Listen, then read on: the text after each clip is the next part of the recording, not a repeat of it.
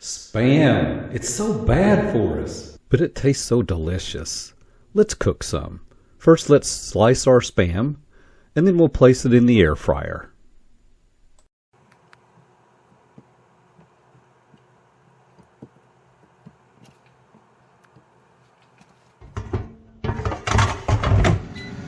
Okay, we're going to cook the Spam at 400 degrees for 10 minutes in the air fryer. Alright, our Spam should be done cooking any second now, and we'll take another look. If you're getting value from this video, please like and subscribe. I do appreciate it. There it is. Oh, beautiful. That's just what we're looking for. Crispy.